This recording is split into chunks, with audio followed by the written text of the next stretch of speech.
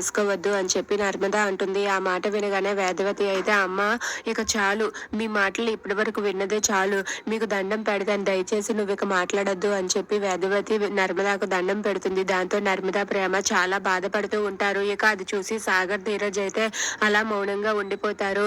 ఇక ఇదంతా చూసి అక్కడ ఉన్న వల్లి అయితే ఇదే మంచి అవకాశం, అత్తయ్య గారు మీరు ఆ రైస్ మిల్ తాళాలను మా చేతిలో పెట్టండి, నా భర్త నేను మీ రైస్ మిల్ని చాలా చక్కగా చూసుకుంటామని చెప్పి అక్కడ ఉన్న వల్లి అంటుంది. ఆ మాట వినగానే రామరాజు కూడా వేదవతి ఇదిగో ఈ తాళాలను ఆ వల్లి చేతిలోనికి పెట్టు, ఎందుకంటే వాళ్ళే ఈ రైస్ మిల్ని చక్కగా చూసుకుంటారని నాకు అర్థమైంది అని చెప్పి రామరాజు అయితే బుజ్జమ్మతో చెబుతాడు. దాంతో వేదవతి అయితే ఆ రైస్ మిల్ తాళాలను నర్మదా సాగర్ల చేతిలో నుండి తీసుకొని వల్లి చేతిలో పెట్టడానికి సిద్ధంగా ఉంటుంది. ఇక అది చూసి అక్కడ ఉన్న నర్మదా ప్రేమ అయితే చాలా కోపంతో రగిలిపోతూ ఉంటారు.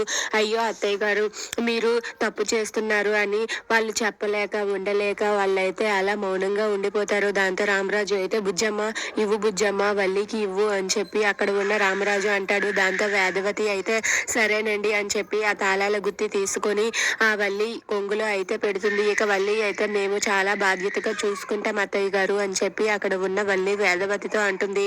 దాంతో వేదవతి అయితే ఆ ఇంటి ఆ రైస్ మిల్ తాళాలు తీసుకొని వల్లి కొంగులో పెడుతుంది. దాంతో వల్లి వాళ్ళ అమ్మ నాన్న వల్లి అయితే చాలా సంతోషిస్తారు.